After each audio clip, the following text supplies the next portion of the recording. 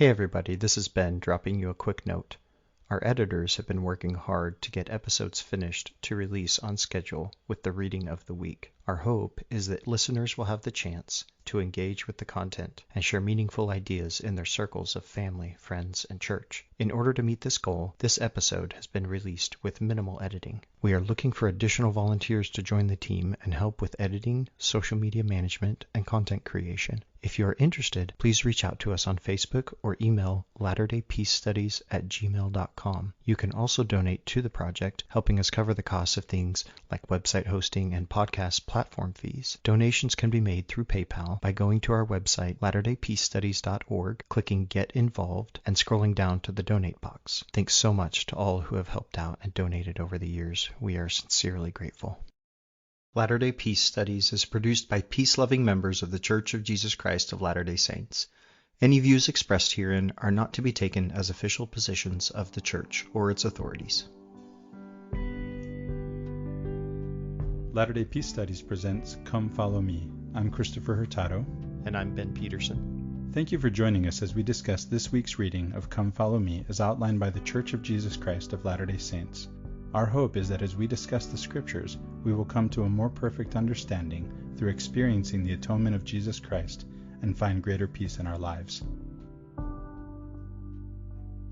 Welcome back to Latter-day Peace Studies. I'm your co-host Ben Peterson. And I'm your co-host Christopher Hurtado. And today, Christopher, we have a lot to cover here. We are going to be getting into Romans, which is the first, well, not the first epistle that Paul wrote, but the first one that we have here in our sequence of epistles or letters, the letter or the epistle to the Romans. And we're going to do a general introduction of epistles as a genre in the New Testament. And then we'll introduce Romans and get into Romans chapters 1 through 6. So, we've talked about the New Testament or even Scripture as literature. And if we just look at these different sections of the New Testament as different genres, we can kind of look at the Gospels and Acts as a type of sacred histories or founding myths. These epistles are also a genre of the ancient world, and they kind of follow a pattern in some ways, and we'll get into that. There's some that we would consider authentic, actually written by the people that they say they're written by, and there's some that are pseudepigraphal or pseudonymous, and these we can tell, scholars can tell, I should say, from various clues that they were potentially or possibly or likely not written by the person that they purport to be written by. So those epistles are going to go from Romans all the way through Jude, the book of Jude. And then the last book in the New Testament, Revelation, this is a different genre. This is an apocalypse. And we've talked about this a little bit when we were in the Old Testament, because there's several books in the Old Testament that could be considered apocalypses. Yeah, so Daniel, the book of Daniel, not the entire book, but the end of the book of Daniel would be considered apocalypse. Part of Ezekiel would be considered an apocalypse. We're also going to bring in a small book from Adam Miller, which is a translation. He doesn't call it a translation, but it basically is. He calls it a paraphrasing of the book of Romans, and it's titled Grace is Not God's Backup Plan, an urgent paraphrasing of Paul's letter to the Romans. So this is fantastic. I think this is an indispensable buy, or however you want to get this for it's an indispensable anybody. Tool. Yeah, especially Latter-day Saints that are going to get into Romans. And we only are doing 2 weeks of Romans. You have to have this. You really have to get this book from Adam Miller. It's fantastic. It's like $3 through Kindle. You can buy it for $10 or whatever on Amazon, but get it. Run, don't walk to grab this so that you have it and read through it. It's very short, it's very digestible, and it's powerful. And I've met Adam Miller, but I don't really know him, and we're not getting anything from Adam Miller or his publisher. The other author we would highly recommend you look into for Paul in general, not specifically Romans, but Paul in general, would be really anything by N.T. Wright. Specifically, the book that we are looking at is Paul, a Biography. Just goes into the historical Paul as we might find him in context, but also going into his writings and who he was, what he meant by what he wrote. Adam Miller mentions him as one of his sources or inspirations for where he went with his paraphrasing of Romans. So then I delved in, found some books by him, found this biography, and so far I'm not all the way through it yet, but plan to get through it really soon, and it's fantastic. Yeah, I'm maybe more than halfway through it myself. One of the other books that I'd recommend would be the translation of the New Testament of N.T. Wright, right? The Kingdom New Testament. Yeah. And then there's David Bentley Hart's, which has already come up. It was mentioned by Dan when he guest co-hosted, right? Yeah, that's right. Great translation as well. Adam Miller mentions that he uses the Standard Greek, the NRSV, and N.T. Wright, but the paraphrase that he makes is just powerful. It really is. You get a sense because what he's doing is he's giving you the argument without worrying about the words, not trying to mimic the old text, but to give you a fresh, right? I think fresh is a good word, a fresh translation. I'm going to call it a translation.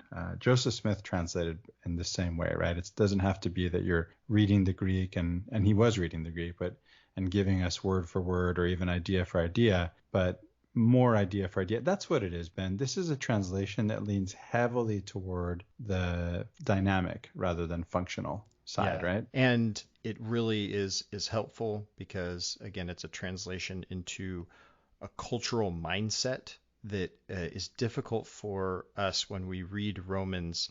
Any more functional translation of Romans that we might find in King James or NRSV, still very difficult for us to sort of crack into that and understand where Paul is going with it. And so this is really indispensable, I think, for this. Yeah, those other translations really leave too much of Paul locked up in the first century, as I think Adam Miller put it. So yeah, we've come to the rest of the Bible again, Ben, right? So we had the Gospels, and then we shifted gears to go through Acts, and now we shift gears again, and we'll have one more shift, as you said, when we get to the Revelation, right, which is an apocalypse. But most of the rest of the Bible, all but Revelation, are epistles. They're letters, and this is an ancient genre.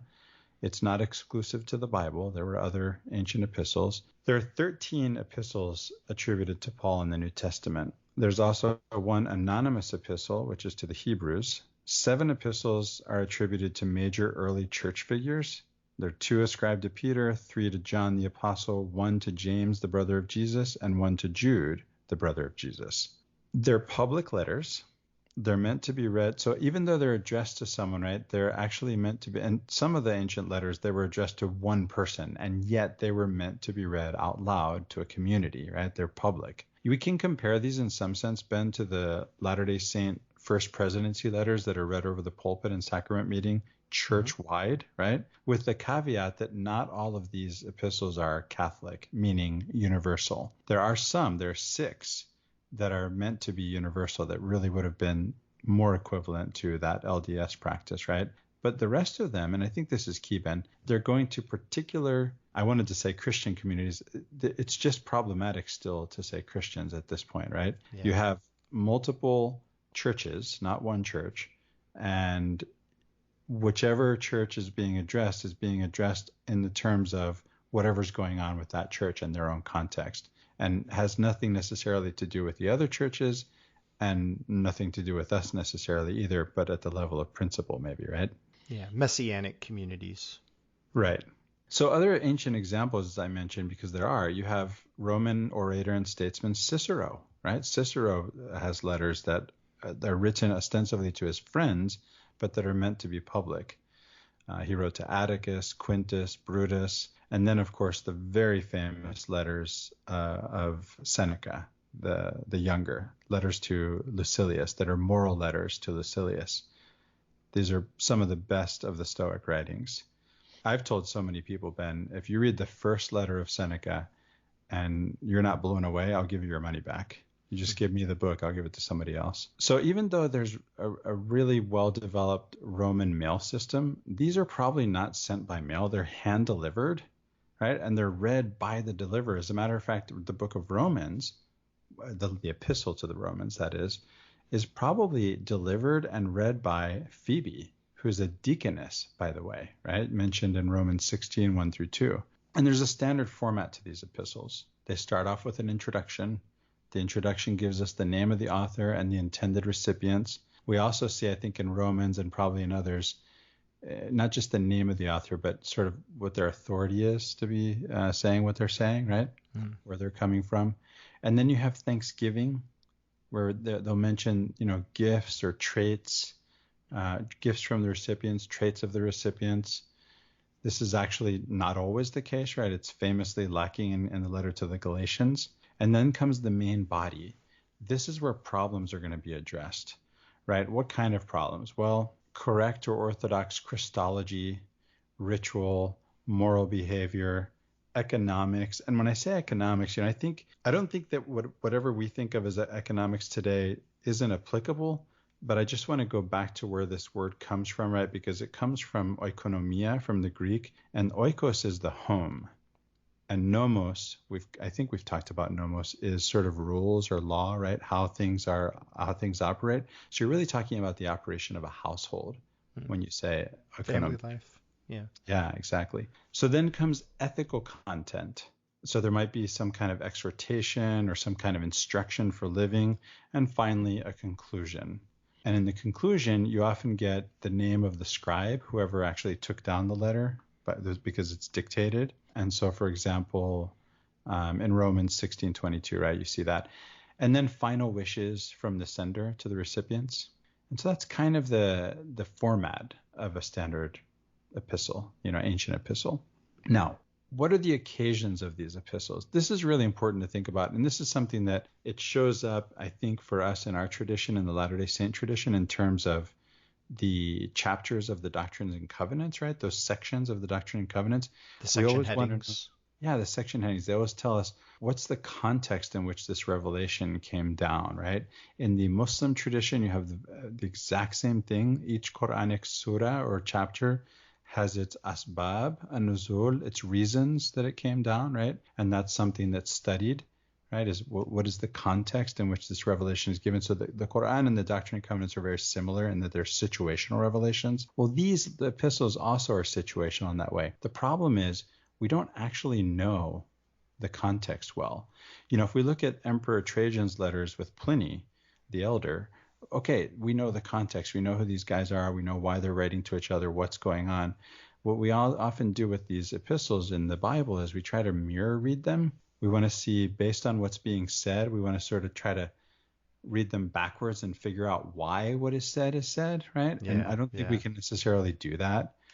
We can try, right? But it's problematic. And so you have to be able to, reconstruct the history of the early Gentile followers of Jesus, and it's just hard to do. And the thing is some of these epistles have been edited, and we don't know how, when, how often, by whom. You see what I mean? Where, what parts, right? All of that. And then some of them are composite, and this is not actually. This sometimes is pretty obvious, right? You just take multiple epistles and make them into one, and sometimes there are missing epistles. Right, so we're lacking, there are epistles that we know about, but we don't have them. Now, they're referenced in other epistles, but I think there's a point where Paul says, I wrote you in this other letter, and it's like, we don't have that other letter, right? So. Exactly, yeah. And so then just like in other genres in the scriptures or in the Bible, we have apocryphal writings, non-canonical epistles. There are also, so we have, the Gospel of Thomas. There's even the Gospel of Barnabas, right? The Gospel of Judas. So just like there are these non-canonical Gospels, there are also non-canonical letters. The most famous one is probably the Epistle of Paul to Seneca the Younger, the aforementioned Stoic philosopher, right? It's not actually, there is a letter, right? But it's not actually written by Paul. It comes much later, just like the Gospel of Barnabas isn't by Barnabas and comes from the Middle Ages. 3 Corinthians, so 1st and 2nd Corinthians, right? Well, there's 3 Corinthians. The Epistle to the Laodiceans, epistles by the early church fathers are another thing to think about, because all of these epistles are happening. By the way, these are all these epistles of Paul are coming from before Acts is written, before the Gospels were written. These are the earliest writings. We've been saying this leading up to this, right? But you also have, and they are from Paul, who's founding some of these communities and then writing to them. You also have letters from early church fathers like Ignatius. He wrote, he's the bishop of Antioch. He wrote to the Ephesians, the Magnesians, the Trallians, the Romans, just like Paul did, to the Philadelphians, the Smyrnaeans, Polycarp. So the question is, why aren't these in the canon, right? And so that's something we've talked about before too, right, Ben? The idea of canonization, how that happens. That's really worth looking into, learning more about it, and maybe looking at some of the non-canonical, extra-canonical writings. Pseudepigraphal, as long as you can take them at face value, right, when they're pseudepigraphal. But some of these apocryphal ones, they're not necessarily pseudepigraphal. It's just that they didn't make the canon, right? And so things did make the canon, things didn't make the canon. I'm interested in both. I don't know about you, Ben. Well, yeah, and there could be varying reasons, right? There's always different reasons, and each one is going to have its own unique reasons. But the general reason is they were decided not to be included, right? Exactly. I like that answer. It was just decided that way, right? These other letters were considered to be important parts of the Christian tradition, and so at some point, somebody, not just one person, but over time, people just said, okay, these we're going to include, and these ones were not, and different people had different opinions about it over time as well. Like we get all the way to Luther, right? And Martin Luther is doing his translation of the Bible, and he takes some of these epistles, like the Epistle of James, and he's like, and he sticks it in an appendix along with the whole book of Revelation, right? Because he doesn't think that they are as authoritative or belong necessarily with all the others. So everybody's got their own opinion based on their theology, but there's also historical, scholarly analysis of these different things, but every single one has sort of its own reasons and analysis. And I don't think we could get into all of it, but there are certainly books written on this that people could get into. Absolutely. Yeah. So you have things that included in the canon that maybe shouldn't have been, and things that should have been and maybe weren't. And so I think it's a great opportunity to bring up the fact that scholars don't believe that all of these epistles were actually written by Paul, as you mentioned earlier. And there's good evidence for this.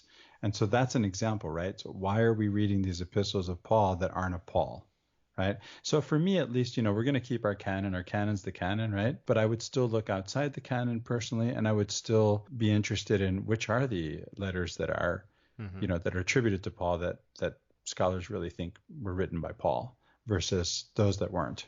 Yeah, and a note on, pseudepigraphal texts, just because someone says that they're writing, it's Paul that says he's writing it when we figure out it's not Paul.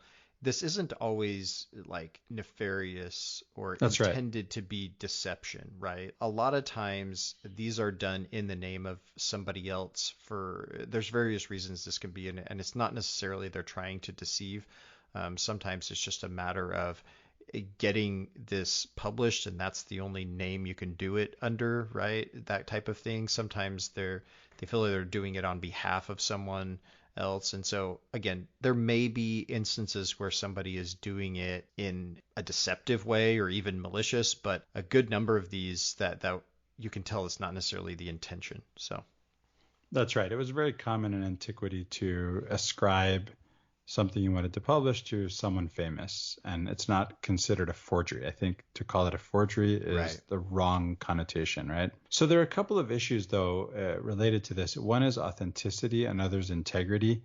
And so we have to distinguish between the two also, right? Authenticity means, was this letter or epistle actually authored by the person it says it's authored by? So the epistle of Paul to Seneca, for example, is not authentic in the sense that it was not written by Paul. But then there's integrity, right? Integrity means let's say it is by Paul, right? But have elements been added to it? Have elements been removed from it? Have elements been shifted in place within the letter? And so an example of this is we have the epistle of 1 Corinthians, which is authentic, but it's not integrous, right? It's authentic because it really is an epistle of Paul, but it's not integrous because it has something added to it, which is the misogyny that we find in 1 Corinthians 14:33 through 36, where women shouldn't speak in church. It's completely contradictory to other things Paul says in other epistles, maybe even in the same epistle. So that brings us now, Ben, to what are the epistles that are Paul's, and who wrote the other epistles, right? So we have 6 Pauline epistles.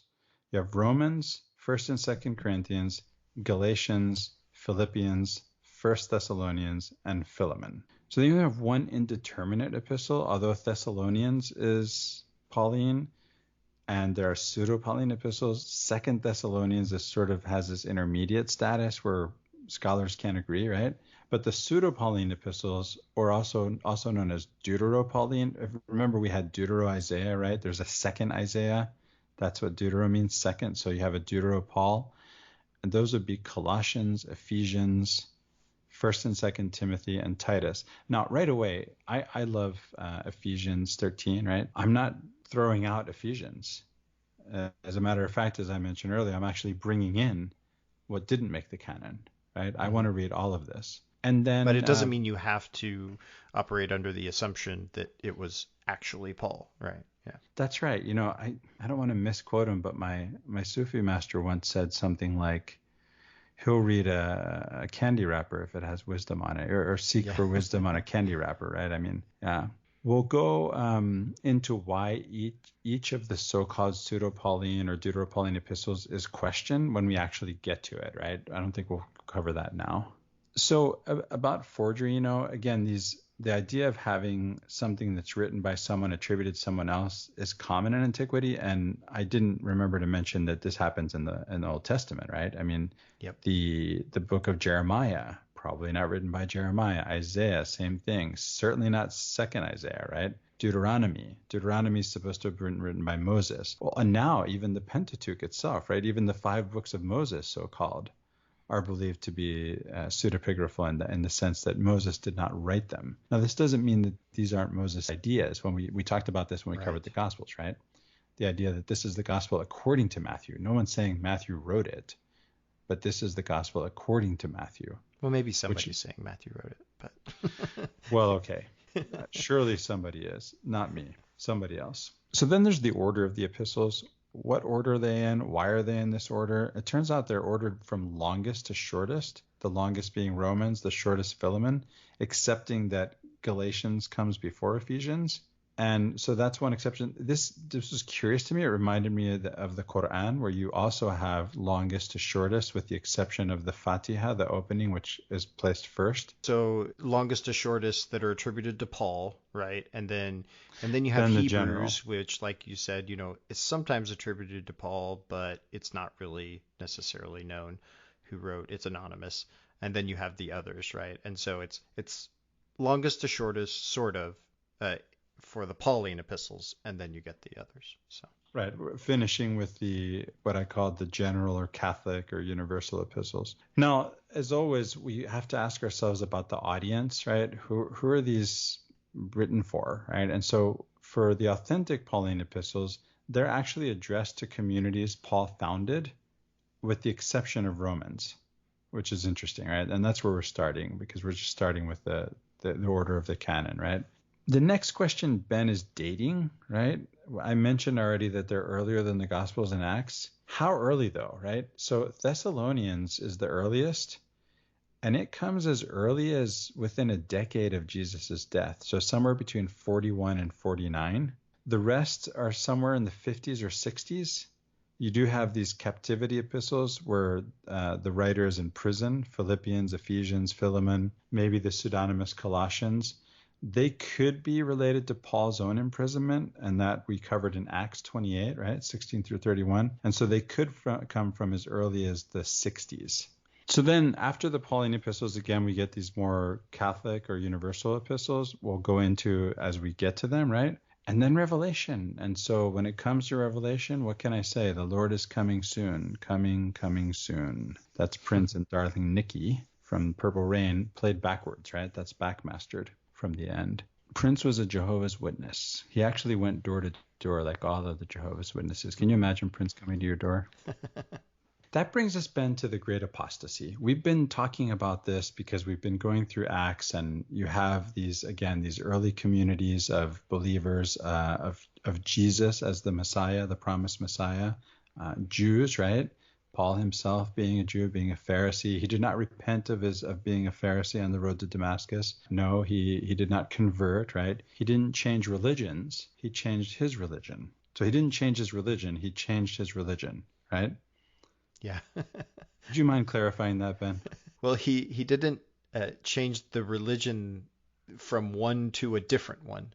What he changed was the structure or the belief system of the religion that he already belonged to, and Exactly. stuck with that, right, in a sense. And so, yeah, Paul didn't conceptualize of himself as losing his Judaism, so to speak, right? That's Like right. he still believed he was a practicing Jew, but he believed that following Jesus was part of being a practicing Jew. So, Well, Jesus is the Messiah for Paul. yeah, And so exactly. Jesus being the Messiah, this now also, this is important to understand too. For him, based on his scriptures, right? He knows his scriptures, based on the Torah, based on his tradition, there's going to come a time when everyone will believe in the one true God. And it's interesting too, because we actually see a phenomenon happening in history where there's sort of, I don't know, maybe there's just, it's too complicated to have so many gods, right? And the argument I think that Paul makes is something like, you're worshiping all these things that are created by the one true creator God, right? You're not really going to the source, right? And so for Paul, there's going to come a time that everyone's going to worship the one and only true God. They don't necessarily have to become Jews. They just have to believe in the one and only true God. And so that's where we're going with this. Meanwhile, we have, if you've been with us, we've already mentioned the great apostasy narrative, having been debunked by a couple of books from Latter-day Saints, for Latter-day Saints, that I'll go into in this episode. And then, of course, we've given evidence of this, right? If you've been following, if you're reading, you can see that. What is the great apostasy narrative, Ben? How can we put it succinctly, right? Because I think you don't see the same organization that existed in the primitive church. That's an article of faith, right? I mean, Yeah. we have Phoebe the deaconess, right? I don't have any deaconesses in my ward. Do you have deaconesses in your ward? Yeah. The simplified version here, like if we were to go with the sort of the primary version or quick missionary discussion version, right, is that general idea is that God calls prophets and then he reveals truth and then the people fall away from that and that's considered an apostasy, and so then he calls another prophet to call people back to the truth, right? And so we call it the great apostasy because the idea here is that after Jesus came and established his church, so to speak, that there was a greater falling away and it lasted for longer, right, until the restoration. That is a conventional narrative, right? This isn't necessarily something that has always been preached. This is a framework that was mainly introduced and pushed, I would say, from a missionary perspective. It was a way of packaging the messes of the restoration, but it's just not nuanced enough to match the reality of the historical development of Christianity. And so we're going to have to change how we talk about this because it's doesn't match the history, and so it's not going to be useful anymore in expressing the message that we're really trying to share with people. Yeah, I'll just make a couple of general salient points and then I'll go into the actual book. So for the idea of a great apostasy, it actually comes from outside of and previous to Mormonism, right? It comes from the Protestants. And its original sense was something like there's a moral decay in the Catholic Church. It was an anti-Catholic sentiment, right? This is from the Protestants against the Catholics, and that there's a moral perversion. It eventually, right, it goes through iterations, but eventually for Latter-day Saints, it becomes about authority, right? That God took the priesthood from the earth. It's also tied very closely with the idea that there's a Dark Ages and a Renaissance, both of which were invented by Jacob Burckhardt, a friend of Nietzsche's. So there's a Dark Ages because there's a Renaissance. I personally believe in a Renaissance without a Dark Ages, if that even makes sense, right? A rebirth without a death, right? I think we can say there's a rebirth of classical learning without claiming that the world was left in darkness and ignorance until that happened. Right? There was nothing. Sure. And so that, and of course, the restoration would leave us, it would take even longer, right? Because the Renaissance came in the 1400s, but we don't get the restoration until the 1800s. So we have an extended Dark Ages in our tradition if we go with this great apostasy narrative. And it just doesn't work, right? It doesn't fit, as you said, the historical facts. So the first book that I found that mentioned this is My Doctrine, The Development of Mormon Theology by Charles Harold from Greg Cofford, 2011. It has a chapter on the Great Apostasy, and there's actually one on the resurrection too. We talked about the resurrection last week. And so what this book does is it gives you each of these doctrines, whether it's the apostasy, the resurrection, priesthood, eternal marriage, what have you. And it gives you every iteration of that doctrine over time. And it turns out they've all developed, right? That's why it's the subtitles, The Development of Mormon Theology. There's a chapter again on the resurrection, something we talked about last week. Then I'm going chronologically here, Ben. I wanted to bring up a few books that have come up before and kind of put them in context. There's a book called Zealot, The Life and Times of Jesus of Nazareth by Reza Aslan, who's a Muslim and who's a scholar of, Christianity. So you have here this. One of the ideas of Jesus is that he's a zealot with a capital Z, right? Paul's a zealot with a lowercase e. That Jesus is a member of the Zealot party and he's some kind of revolutionary, fighting against Rome in some way. This is one of the possibilities in terms of interpretations of who and what Jesus was. It's not widely held. It's really kind of a fringe position, right? But Reza Aslan took it and developed it and wrote a book. You and I both read it. Did you get anything out of that, Ben? Yeah, there were some interesting assertions there. I think, I also read some reviews of it and so forth. Bart Ehrman wrote some sort of a response to it and so forth. That's right. And Reza Aslan is a scholar, but I think you said he's a scholar of Christianity. I'm not sure that he's a scholar of Christianity. I think he's a scholar of religion. And so there's some specifics to, Christianity and early Christianity that I think Bart Ehrman pointed out that he might have misstepped on. But in any case, he does make some very interesting points and makes you think about things in a little different way. So yeah, I would agree he's a scholar of religion. I only mean he's a scholar of Christianity in the sense that he's writing this book. Yeah. He may have been outside of his sandbox a little bit in writing it, is what you're saying, right? Right. Yeah. Yeah. I think Ehrman did say that. Yeah. So, the only reason I mentioned that book is because I'm getting to the Islamic Jesus eventually, as mentioned in previous episodes. So I want to talk about that. And so that's just another book about Jesus written by a Muslim that stands out, right, in terms of recent books. Then we have the first book that is published by Oxford University Press, 2014, on the Great Apostasy by Latter-day Saints, or I should say, not just on the Great Apostasy, but one of these two books that I mentioned in previous episodes that's debunking the Great Apostasy. It's called Standing Apart, Mormon Historical Consciousness and the Concept of Apostasy by Miranda Wilcox and John D. Young, editors. This has a couple of chapters I'll mention among others, right? The Historical Periodization in LDS Great Apostasy Narrative by Eric Dersler. The reason I mention this chapter is Dersler is cited earlier in the 2011 book from Greg Cofford, right? The This Is My Doctrine book. And so you can see this is in the works already in 2011, and then this book comes out in 2014. The Maxwell Institute wanted to publish this book. The authors chose Oxford University Press. Another chapter in this book is Covenantal Pluralism in Mormonism and Islam, Alternatives to the Binary Logic of Apostasy. And that's by my Sufi master, Dr. David Peck. Then we get the Islamic Jesus. The Islamic Jesus, for me, is really helpful in understanding Jacobite versus Pauline Christianity. So Mustafa Akyol, and by the way, he has Ben, I don't know if you saw this, he has a talk on YouTube where he actually summarizes his own book. Mm-hmm. That's really helpful to listen to the author. His name is Mustafa Akyol, and his book is The Islamic Jesus. The idea behind this book is there's a Jacobite Christianity, Jacob being the brother of Jesus, we call James in the Bible, right? The Epistle of James is from this brother. The idea is that there's already a church before Paul comes along. And this is not controversial, right? Paul is persecuting the Christians, and then he becomes a Christian. So he has to actually go to Jacob and work with him in some sense to do what he's doing. And so you have this tension between Jacobite and Pauline Christianity that really is explained well in this book and put into its context. Now, when Mustafa Akyol is writing this as a Muslim, he admits that's his position. And he likes Jacobite Christianity because it looks like it matches up more with Islam than Pauline Christianity, right? That in and of itself is interesting. But the most important thing for us is just, again, the distinction between Jacobite and Pauline Christianity, right?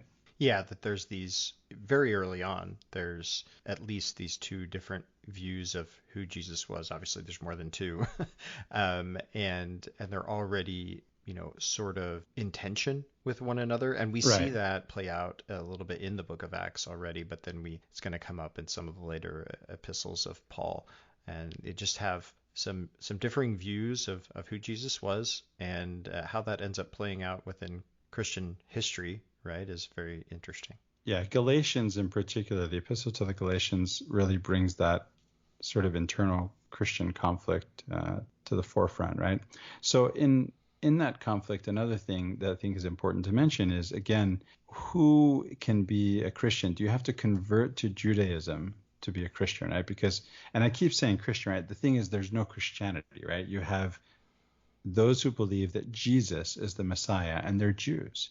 And so the question is, if these people that Paul is preaching to who are Gentiles, right, who are the outsiders, they're not part of the inside group, can they really be a part of this community without becoming circumcised, for example? Or maybe they have to give up pork, right? So those are some of the conflicts that we see and some of the things that have to be ironed out. And the term Christianity or Christians is actually a really good term for it. The reason, like you've said, Christopher, that we're hesitant to use it is because it has different connotations later in history and within our day, right? It means this separate belief system and all these sects and denominations that are part of this separate religion.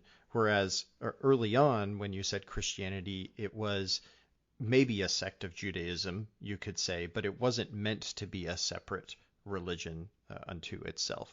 And I think one of the reasons that the term Christianity could be useful, but again, it's got all this baggage with it, so we can get some confusion in it if we use it in the wrong context, is that it does come from the Greek, right? As opposed to Messiah coming from the Hebrew word, we get Christian or Christos coming from the Greek, and that works for me in this context because the whole idea here of how Christianity as a thing evolves is because it went to the Gentiles, to the Greeks, and became synthesized with that culture and those communities. And so then taking that and using that Greek word for it sort of connotes this transition, this evolution of the idea. I really like that, Ben. I think that's a good way for us to think about it. And maybe if we talk about Christian, the listener will keep in mind that that's what we mean. Because, in terms of the New Testament itself, it only mentions Christian 3 times. Right? One of them we covered already, Agrippa II, when he says, "Are you trying to make me a Christian? You're trying to convert me to Christianity here really, really quick, in front of these people, And it would be an anachronistic statement for Agrippa to say that, likely because that probably wouldn't have been a term that was coined at the time. So we typically get the way, right, that we've covered, and then of course the Nazarenes, right? But most typically the way, which is again like Sharia, like Islamic law is called the way, the Tao Te Ching, right? The Tao is the way. It makes sense to call it the way, right? This is the way. And one of the reasons I like what you said about using Christianity as this new thing, right? Messiah is its own thing. And now in this Greek context, when I'm going to make the Messiah Jesus, now I call it Christianity. I get that. Yeah, it comes from Greek instead of from the Hebrew. I like that. The last book, Ben, is the second book debunking the Great Apostasy narrative from Latter-day Saints for Latter-day Saints, this time published by the Neal A. Maxwell Institute, is Ancient Christians, An Introduction for Latter-day Saints by Jason R. Combs, Mark D. Ellison, Catherine Gines Taylor, and Christian Heel editors. And that's from 2023. That's a brand new book. So those are some of the books to look at and think about in terms of the context. I didn't put the biography of Paul on this list. It should be on the list, but we've already mentioned it. Yeah, so that brings us to Romans now, Christopher. Yeah. What is this? What is this book, Romans, right? Title, meaning, authorship. What are we talking about here? So this is a book about, it's an epistle, right? We call it a book in the Bible. It's an epistle, a letter about Christian ideals and Christian identity. It sort of gives us this conceptualization of Jews and of Judaism as inferior to Christians and Christianity, but it doesn't have to be read that way. That's one possible reading. I don't think it's even the best reading. What do you think, Ben? That's a possible reading. So some of what Paul is doing here is presenting like a systematic way of Christian, quote unquote, again, thought, right? And how the faith fits together, like the pieces fit together.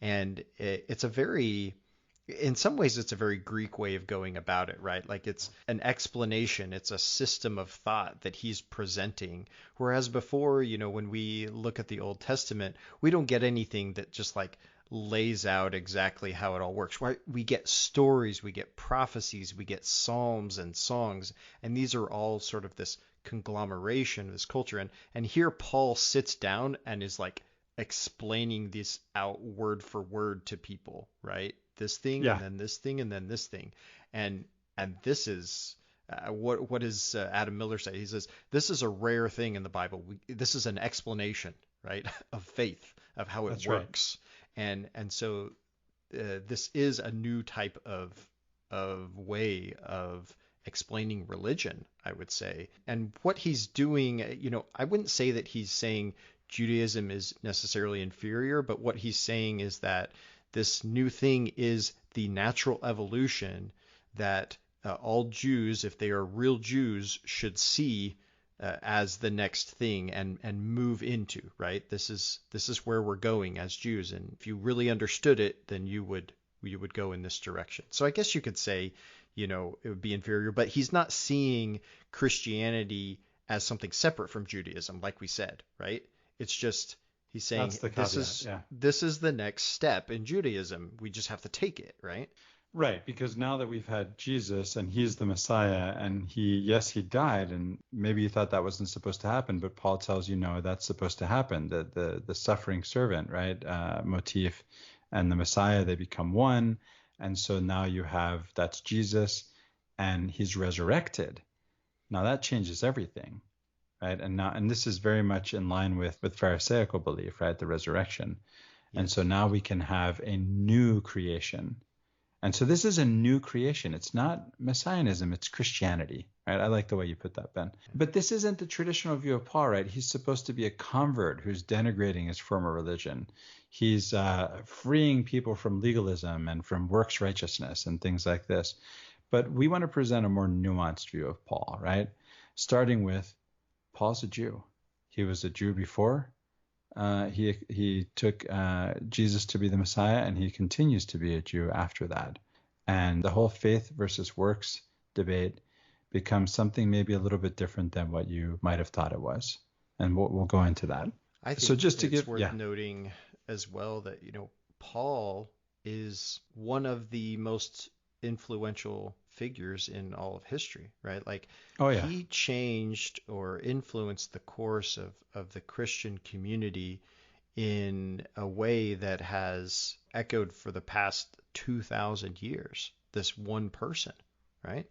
And so that's not something small. He had quite the intellect and quite the charisma to be able to carry this out and to take his views, his religious views, and contextualize them to a completely foreign community of Greeks, right, that didn't understand his religious history and context and culture, and still be persuasive, as he says in Acts, right? Like still convince them that this is the way. And that is no small thing whatsoever. I mean, that is just an enormously powerful undertaking.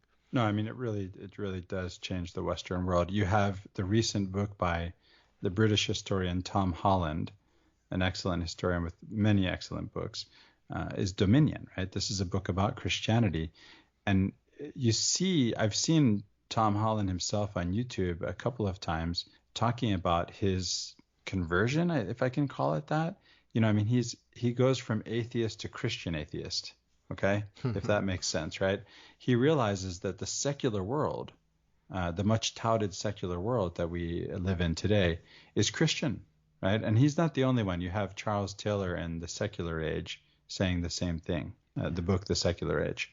So Paul sees, as you said, the Jesus movement as a very authentic expression of Judaism. It's what's next, right? This is the new creation. Again, this is a theme we see over and over in the Bible, a new creation. And he wants to talk to Gentiles, right? He wants to talk to the Gentiles in addition to the Jews, because again, that's what his tradition tells him is going to happen. And he wants to encourage them to live Judaism without converting, right? And so this begins a messianic age. And so that's, I think, a lot of the tension of the whole Jews versus Gentiles, the whole faith versus works conversation is really about this paradoxical statement of becoming a Jew without converting. And I think Yeah. that's what a lot of what Romans is about. Now, the way that we'd like to go through Romans chapters 1 through 6, we probably won't, touch as closely into every part of the verses of the text as we have in maybe some of the other, maybe how we did in Acts. I'm going to just pull out some of the verses, some of the sections that stood out to me this time, and I thought were of particular note, especially in light of the paraphrasing of Adam Miller, that I think really highlights some of the key points that Paul is trying to get across in this letter to the Romans, and have a discussion about those things. So I'm going to go first off to verse 16 of Romans chapter 1. Now, this is what in seminary we called a scripture mastery, I think, at some point. Here Paul says, "For I am not ashamed of the gospel.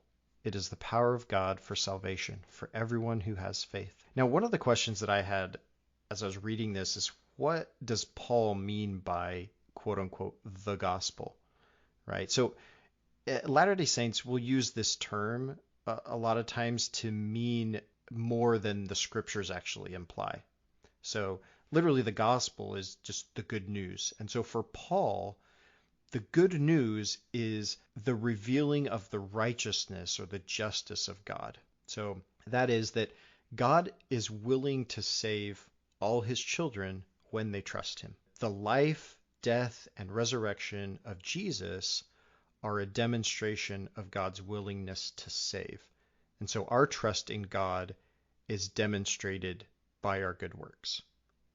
Now, Adam Miller has a paraphrasing of this section that I would like to read. And again, I highly encourage anyone to go get Adam Miller's little book. Again, it's called Grace is Not God's Backup Plan. And here's how he paraphrases this section that I just, that's verse 16 and I think maybe a couple of the following verses. "I'm glad to finally be sent to you. I'm not ashamed of the good news I bear. It's the only thing that saved me from sleepwalking through my own life, brokenhearted and dead to the world. God's promise is powerful, and its power to rescue extends both to insiders and outsiders. God doesn't care which you are." So a couple notes here on Adam Miller's paraphrasing. So we see here that he uses good news instead of gospel. And then he goes into an idea about how it saved him personally. Like this is Paul speaking, right? Or Adam paraphrasing Paul. And I like the term he uses here. He says, "Saved me from sleepwalking through my own life." As in, it's woken me up to what life can truly be. That it's not just about misery, that there is hope that can be found because of the grace of God. And then he goes and uses these terms, insiders and outsiders. And if you don't go and look at the original, that might be difficult to figure out what is it that he's using. He's using these terms as stand-ins for. And these are stand-ins for Jew and Gentile, okay? Because in our context today, Jew and Gentile don't have the right situational presentation within our culture for us to understand what Paul was getting after here. And so he's talking about people that are insiders to the religion, people that have all this cultural experience that they're bringing to it, and people that don't.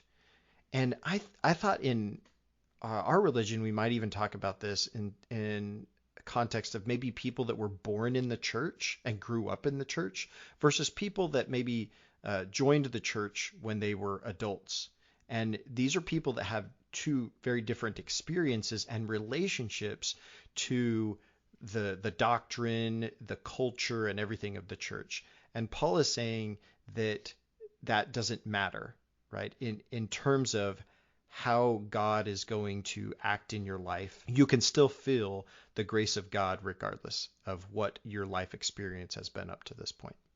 It occurs to me, Ben, that we may be failing at executing on this idea, right? I can think of a friend who joined the church in his teens, and he said he really struggled with trying to figure out how to talk Mormon, I guess is how I'd put it, and that kind of got in the way of his relationship with God in some sense, right? And so I think it's up to us to make this happen, right? To make it so that, and it's difficult because, again, our religion is our way of talking about our spiritual experiences, right? There's a sense in which that's what we mean by our religion. It's the circumspection of a dialogue, right? Yeah. It's the material that we have in order to construct our expression of what it is we're experiencing, right? And people aren't always familiar with that material, in order to form the same types of expression. So and so Paul's saying something like, you don't have to know the Mormon way of talking about it for you to have or have had the experience, right?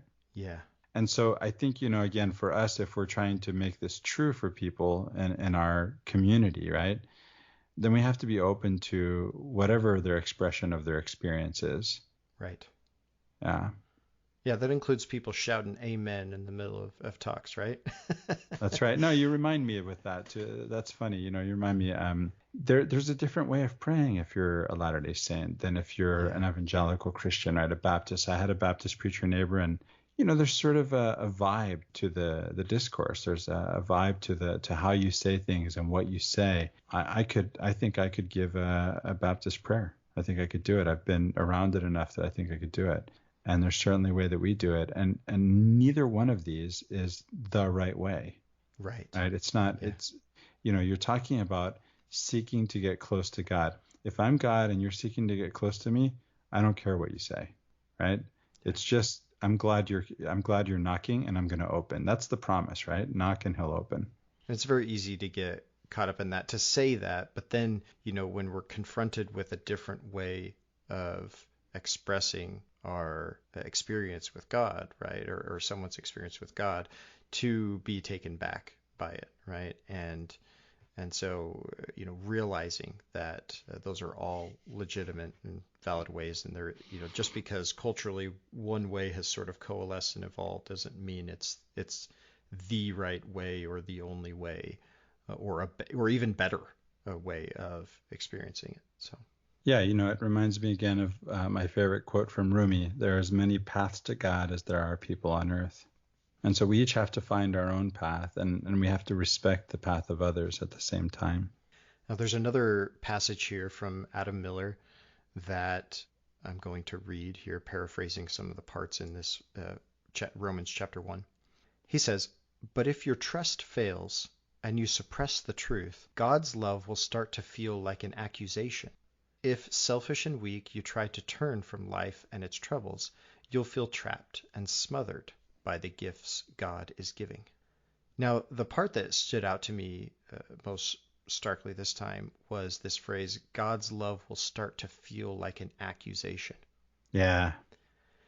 Now, this was interesting. I remembered back when we were podcasting on the Book of Mormon, we were coming across these parts where the people were expressing their lament at the punishment of God. And I was realizing as we were going through this that this was an epistemological type of expression here, in the sense that the people were assuming that the bad experiences that they were having were because God was punishing them. But it was all a matter of their perception. And instead, as is paraphrased here by Adam Miller of what Paul is talking about, that the very things that really could be a divine experience for us, based on how we perceive them, could turn into something that feels like a punishment or feels like an accusation from God. Yeah, I love how Paul sort of gives us the reverse of this too, where the commandments, again, you don't have to do things a certain way, right? It's just you can already be present to that grace is already always there. But at the same time, those commandments help, right? And keeping the law, if you're one of the Jews who believes in Jesus as a Messiah, you should go ahead and keep that same law because it's actually helpful, right? It gives you a sort of a track to run on, right? Especially one that you're familiar with.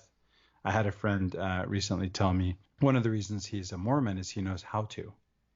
He knows how to do it, right? He knows how to approach God, as it were, within this tradition, right? So he knows the mode by which he can do that. And there are other modes, right? And he could convert and he could find another mode that works for him, but he chooses to stay in this mode. I want to share one of my favorite passages from Miller's paraphrase too, Ben. This is from the same chapter, chapter 1. Sin is this too proud denial of God's grace.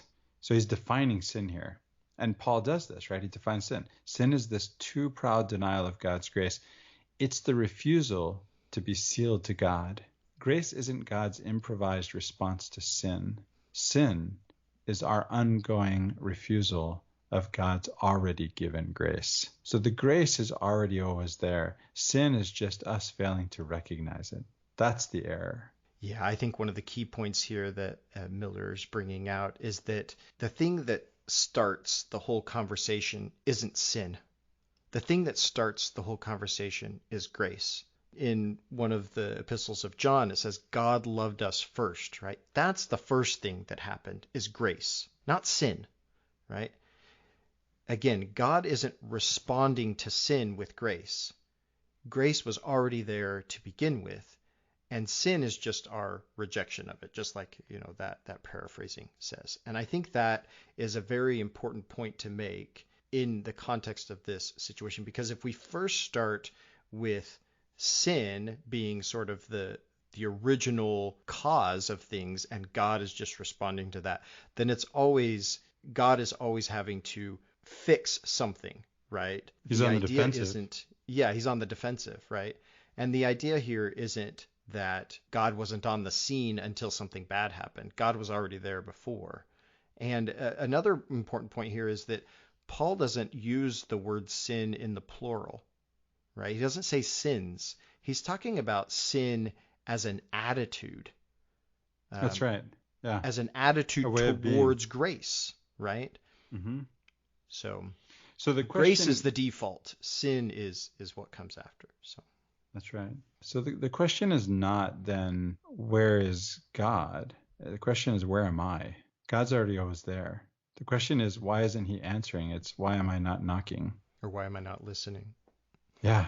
One of the ways that we've sort of came up with a metaphor for this was I was thinking about our experience in the temple and how as we move through the temple, there's often an increase in light, right? So, if you start in telestial, the lights are a little bit dim, and then terrestrial they get brighter, and then celestial they get brighter, right? And that is sort of a metaphysical external change of the world around. But what if, in order to demonstrate more precisely the point that we're talking about here, what if the light, the full light of the celestial room is already all there? And what's changing isn't the amount of light that is external to you. What's changing is how dark your sunglasses are, right? I love that.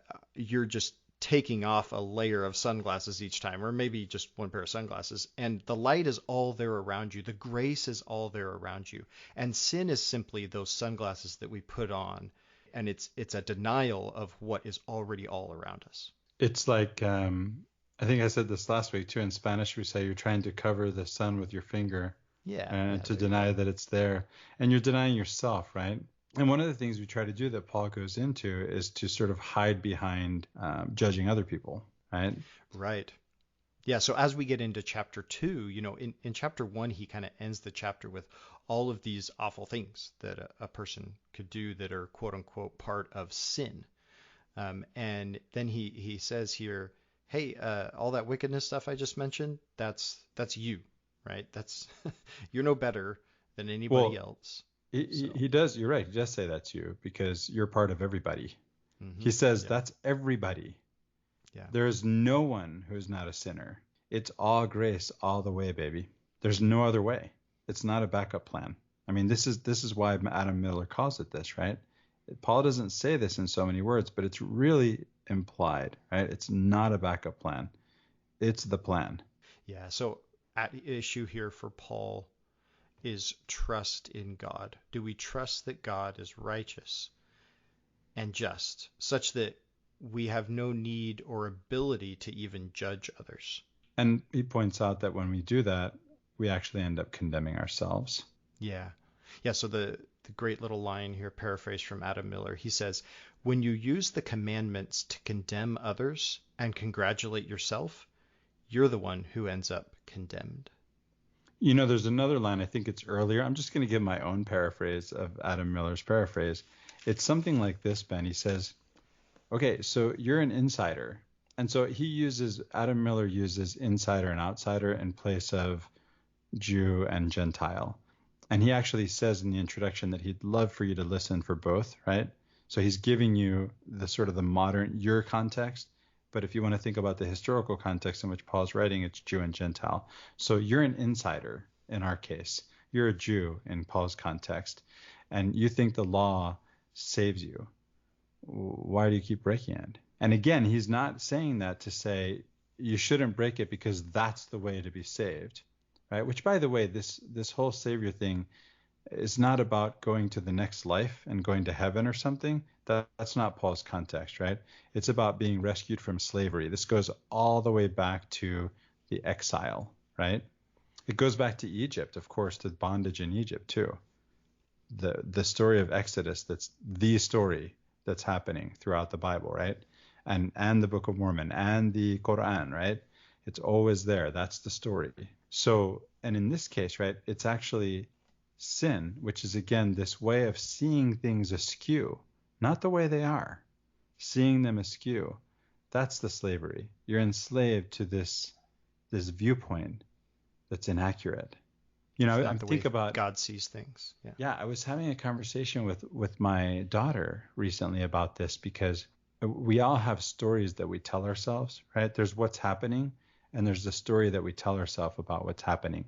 Shiloh Logan and I recorded, he was guesting on the podcast, even though he was the original co-host. He came on as my guest co-host to take Riley's place one time. And we talked about this. We talked about the stories we tell ourselves. And I noticed that my daughter was telling herself stories that just weren't true, and they were keeping her from the realization of the love of her father, me, right? It's the same story. I saw this happening in my own daughter.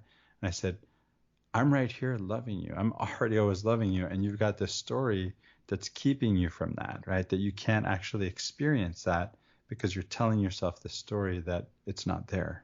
And it is. You just have to, right? It just and it's funny because I tell this because it's an example that gives a lesson, right? This is didactic. So you have dad did this and therefore he doesn't love me. Well, why didn't you tell the story about what dad did that really looks like he loves you and it's pretty obvious? Well, what happened? What about that story? Why don't we talk about that? Right? So it's the stories that we tell ourselves. And so God is always already there, always already loving us, already always offering grace. All we have to do is see it. So it's an epistemological change that we have to undergo, not a metaphysical one. We don't have to, we already always are worthy. We already always are in the image of God. We just have to learn to see ourselves correctly. It's about polishing the mirror so that we can accurately reflect the image of God in which we're made.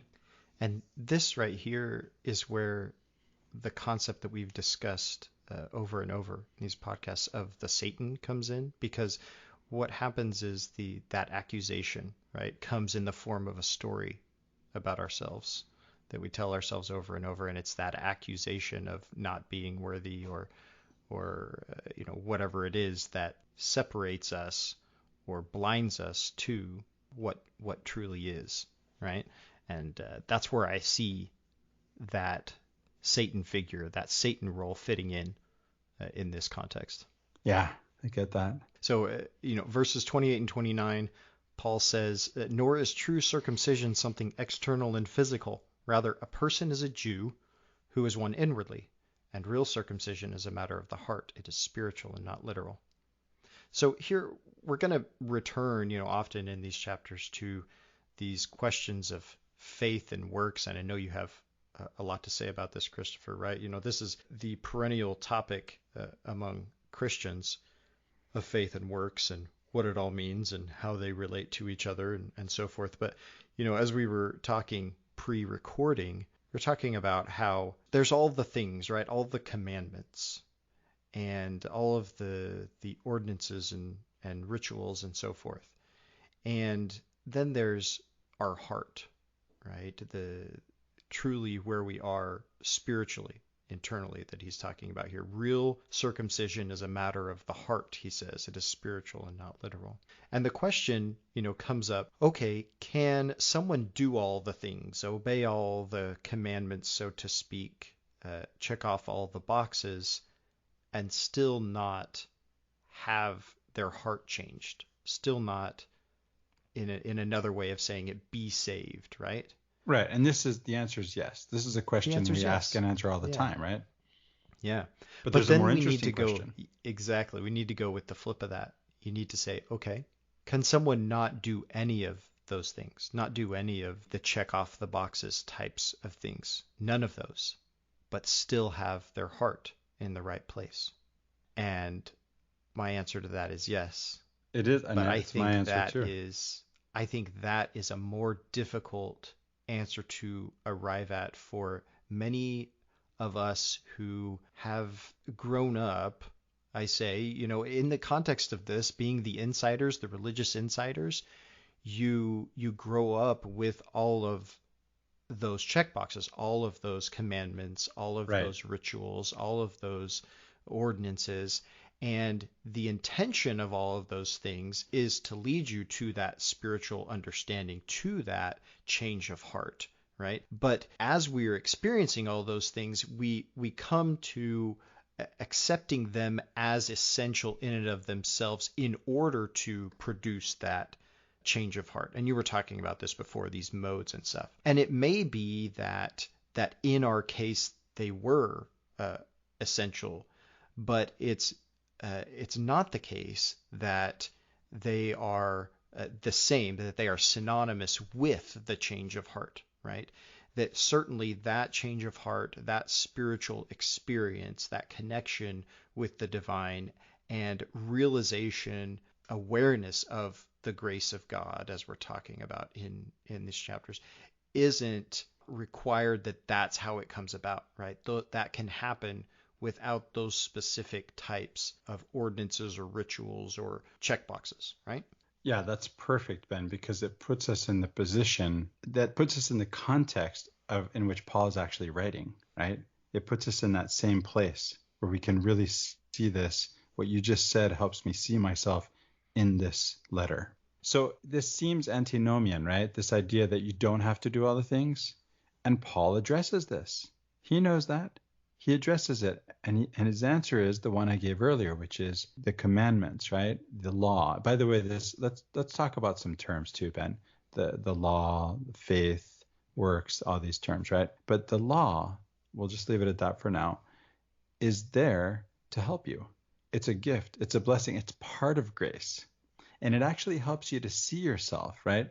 Without the law, Paul goes into this too. Without the law, you don't actually see yourself in this position, whether you're in sin or not in sin, right? So the law helps situate you in that way in your relationship with God, right? Are you aware? Are you open? Are you receiving? Or are you closed off? The story that you're telling yourself about yourself, that's the Satan, by the way, who's doing that within you, that makes you not worthy, that makes you not able to see God or to feel God's presence or experience God in your life, right? All of that. So another way that we've put this before, Christopher, is if we say the law is the finger pointing at the moon, right? That's right. But the point is the moon, right? That's where we want to look. And we can get very much tied up in the finger pointing at the moon and not actually look at the moon and experience the moon. And so, yes, you could find the moon without somebody pointing to it. So, and when I say I don't know that I would see the moon necessarily without somebody pointing at it. My point isn't that nobody would. I think my point is simply that we all need some way of being directed to the moon. But the point isn't the pointing. The point isn't the directing. The point is that we do look. And so I think we can get caught up in the pointing in and of itself. And that's the point the point that I think Paul is making here. There's a lot of pointing going on, Ben. So before we go into some of those terms, Ben, there's one other thing I wanted to bring out here. I think with what we're talking about here, what I see in Paul, that N.T. Wright in his biography of Paul helped me see in Paul, in understanding his background a little better, where he's coming from as a Pharisee, as a student of Gamaliel, as a zealot, right? With a lowercase c zealot, but a zealot, is actually Paul as a mystic, right? Paul, who's someone who has training and experience in, again, I think I mentioned at the beginning of the podcast the idea of using certain apocryphal texts or certain texts from the Bible as ascension text, right? There's the story from, what is it, Ezekiel, where you have the wheels on the ground, and then you have the animals, the 4 animals, and you're sort of ascending, right? And you're going to have a throne experience, at the throne of God is what I mean. It's a theophany, yeah. Yeah, exactly. So, I thought of Paul before, reading N.T. Wright. I thought of Paul as an ivory tower philosopher theologian, but he's a tent maker. Right? He's a tent maker. He's a manual laborer, and he's a mystic, right? As the picture that I think N.T. Wright painted, which is not to make him exclusively a mystic. He's a philosopher theologian, right? And he's a tent maker, right? He's a manual laborer, but he is a mystic. And I think we can see that here over and over in what we're saying. I think you can hear it, right? The idea that you can experience God and that you don't have to do other things. Those things can help you. Someone pointing can help you, but the moon is there. You just have to look, right? Yeah. And if you're seeking, you're going to find, right? Seek and you shall find. That's the promise. Right. So to go into some of these terms, right? We're talking here about faith versus works. I think it's fun because what I learned in my preparation for this podcast is, I grew up in the 70s, right? So we have this song, You're So Vain. You probably think this song is about you, right? Carly Simon. Mm-hmm. And so that came to my mind with this because it looks like what Paul's doing here is he's saying there's faith, which is probably better translated faithfulness. This is pistis we're talking about. We've been calling it trust, and I think trust is the most literal translation. I'm saying faithfulness because I'm trying to give it more of an idiomatic translation, right? That fits in the context. So it's about our faithfulness. There's also the faithfulness of God is actually discussed too in this letter. And so the question is, do we have the trust to be faithful to God? Do we trust that God is faithful to us? And if we do... Well, I think that is the root of the experience that Paul is trying to get after here, is that that's how we experience God, by living in that faithfulness, in that trust with him. And that all of the things, all of the doing of the things aren't leading us to an understanding of that faithful relationship that we have with God, then those things are no good to us, right? So we can do all of those things, but we're not actually having a relationship with God. That's the point. Exactly. And that's this message in our context, and that's why it's so urgent. That's why Adam Miller's calling it urgent. But to put it back in its own context, to tell you why I'm talking about Carly Simon's song, right, is Paul's actually talking about 2 different forms of faithfulness, because we need to define one more term, and that's works. When Paul talks about works, or when we talk about works, we're actually talking about what Paul is calling works of the law. And so now we have to define also the law. When he says the law, it's translating from Greek nomos. And in this context, it's the Torah. It's the Torah he's talking about. And so what he's talking about here is there's one way of being faithful if you are a Jew, as opposed to if you're a Gentile. And that is through the works of the law. You would keep those things. You would be circumcised. You would not eat pork. But there's another way of being faithful. And so this is the whole outsider-insider distinction, right? There's another way of being faithful if you're a Gentile where you don't have to do those things. You could, but it's not required. And it's really not required in terms of gaining access to God for the inside group any more than it is for the outside group. But again, it's helpful. Again, it gives you a track to run on. I find I like having a track to run on. I find as a writer, especially, I love using templates, Ben. Templates are so helpful. Do you see what I mean? Because they give me a track to run on. I have a template for journaling. I don't even have to be awake to journal. I just open up the journal and answer the questions in the template. Yeah, and it especially within a certain cultural context and you're brought up in a certain way, I can see how Paul is explaining, hey, when you're Jewish and you've been brought up Jewish, then it is important for you to find meaning in these things that you've been taught so that you can, be led. But make sure that's what you're doing. You're finding meaning in them, that they become alive for you, that they're not just these dead works, right? That's right. But if that's not the cultural context that you grew up in, then those things may not be meaningful for you at all. And so you could do them and they're not leading you to a relationship with God. In fact, they could be detrimental to that, right? And that's an important point to make, is that when you haven't grown up with that already, you could go and adopt that and make that your mode, but it's not required that you do it that way, but you do need to find a way to do it in terms of how to get to that relationship. So. And I think, again, of my friend who struggled with this because he was trying to, could have experienced God in the same way. So again, it's up to us to be welcoming of all ways. There's another Sufi besides Rumi I want to quote. That's Ibn Arabi. I'm going to paraphrase him. Ibn Arabi says that we shouldn't get too. Remember the first vision doesn't love me. No, you made that up. That's your story. You made that up. Right? You don't put God in a box. And God becomes an idol, and we create God in our own image. And I think it was Voltaire said, God created man in his own image, and man has been trying to return the faith. A rare use in the New Testament of the word atonement.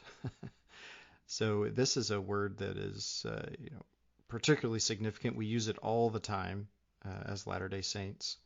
But here, Paul is talking about the atonement, not way of demonstrating to us that he is, quote, that I've said several times in podcasts, but I just love it. It says, Jesus did not come to change God's mind about humanity. Jesus came to change the mind of humanity about God. There, he already loves us as much as is possible, right? That's not going to change. What changes is our perception and awareness of that. Yeah. I have a quote from Richard Rohr too, Ben. At least I think it's from Richard Rohr. It's either Richard Rohr or Alan Watts, and I couldn't confirm that or deny it either by Google or ChatGPT. But here goes. So let's look at verse 26 in chapter 3. It was to prove at the present time that he himself is righteous and that he justifies the one. So I'm not going to worry about the context of this. The idea here is that to be justified, you need to be the one who, quote, has faith in Jesus. Okay, this is what we get in the NRSV. The one who has faith in Jesus is justified. Here's the problem, though. This verse could also be translated, the one who has the faith of Jesus. Do you see the difference? The one who has faith in Jesus versus the one who has the faith of Jesus. And this reminded me of the quote that was, again, either Alan Watts or Richard Rohr said this. The religion of Jesus became a religion about Jesus and lost its power. Do you see what I mean, Ben? Yeah, there's a sense in which being about Jesus, makes us focus on that finger pointing again, right? That's right. And not that it's a thing that should be ignored, or could be ignored in and of itself. But again, it has to first off be, okay, but why is it that Jesus is pointing us in that direction? We can talk all we want about how Jesus points and everything, but at the end of the day, we have to come to the next question. And the next question is, why is it that Jesus is pointing in that direction? And what do we see in that direction when we look? Yeah, where is he pointing, right?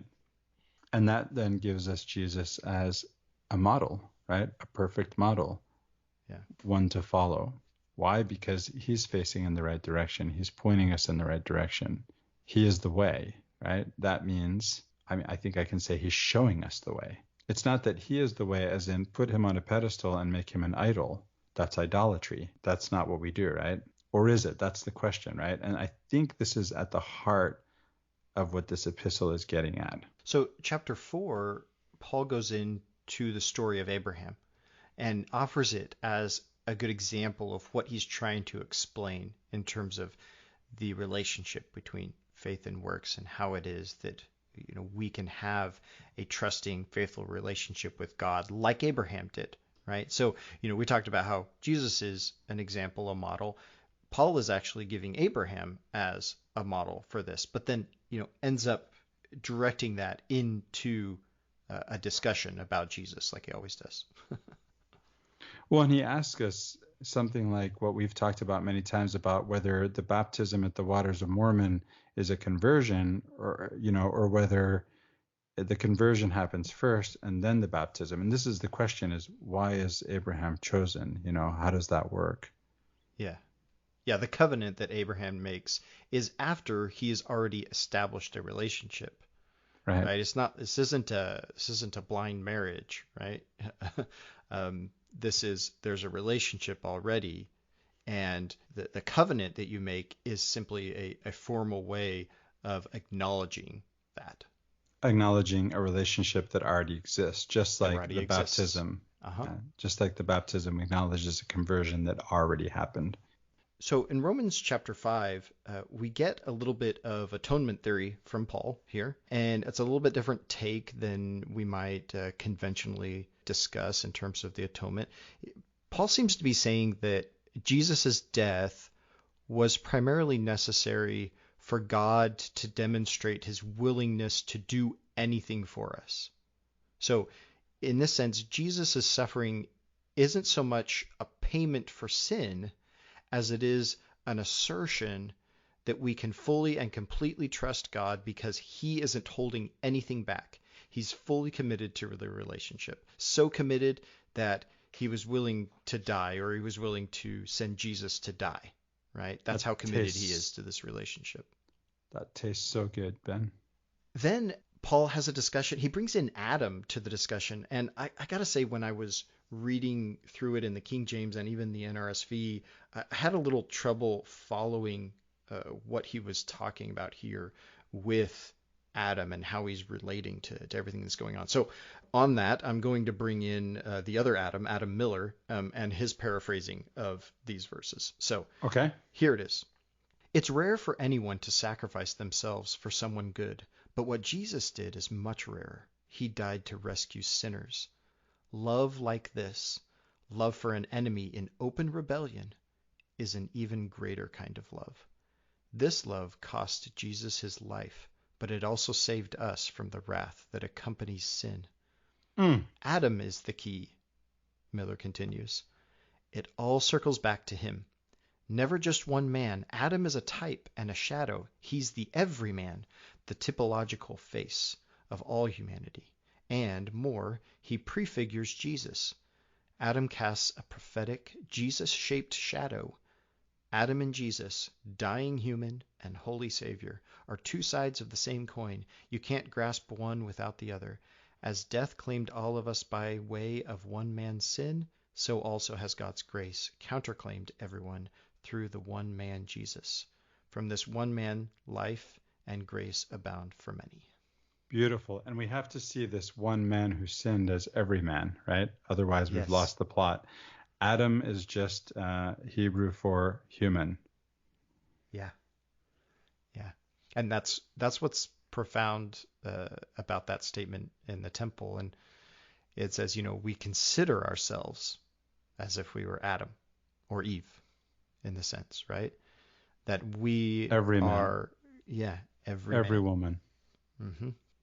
That's so beautiful. I love what Adam Miller does, right? He points out in the introduction to his book, to this little book, that we need our scriptures, this translation. The point of it is we need to do something more than just mimic the style of the text, the ancient text, right? We need a translation that bleeds, that breathes, right? And Yeah. I think he succeeds with that. I call it muscular. It just fits. It gets more traction, I think, is kind of the way that I feel about it. Like when I read through the NRSV, the KJVs, there's it's hard for me to get traction on the text because it feels incoherent to me in a lot of ways. But here, when I'm reading through the Adam Miller, like I said, there's traction there. I can grip it, right? Yeah, And I can go with it. I don't know about you, Ben. When I read the NRSV first and then Miller, and I recognized in reading Miller that yes, this is what Paul was saying. Yeah. I couldn't have told you that myself. I couldn't have produced this paraphrase myself. But when I read it, I got it. I said, yeah, this is the argument. This is what Paul's doing. And so it just comes in this, this colloquial vernacular, right? And it's actually, that actually doesn't do it justice because it's beautiful prose, right? It's poetic prose. And I think part of the credit to that goes to Paul. Again, I see this as a translation, right? So that poetic prose comes through the translation. Paul was a master rhetor, for sure. Yeah, one of the points that Miller makes here is that, this isn't Paul's fault that we have a hard time understanding this, right? If we lived in his cultural context and, knew the Greek and all that sort of stuff, this would make sense to us. And that's why he's giving us this paraphrasing, because it's like, oh, this is, if we were originally reading or listening to Paul's letter being read to us, right, this might be how we would hear it. Yeah, it's truly a gift. I wish I could buy a copy for everyone, Yeah. Go get this. Romans chapter 6 also has great stuff in it. I'm just going to read a little paraphrasing from this that Adam Miller gives. Our old way of being human was crucified with Jesus. Our old bodies, our old habits, our old desires died with him. His crucifixion cut the cord that bound us to sin. Now, when sin creeps in and tries to claim us as its own, we're free to refuse. Amen, brother. Come on. That's Come beautiful. On. Yeah. Let's go. So we'll go into the rest of Romans next week and bring in some more Adam Miller to it. So I'm looking forward to that. Me too. Well, shout out to everybody again that's part of the Latter-day Peace Studies Project. Kyle that helps us with the editing, and all the people that deal with the social media stuff, Des and Bethany for what they've been doing, and Laura, and thanks to you, Christopher, and Riley for what you've been doing. I know that we've still got some contemplation podcasts queued up and working on the editing for those so we can get those published. So looking forward to those, hearing those as well. Also want to thank our donors who helped cover the costs of just the podcast hosting and stuff. The costs are minimal, but we really appreciate what you guys do to contribute.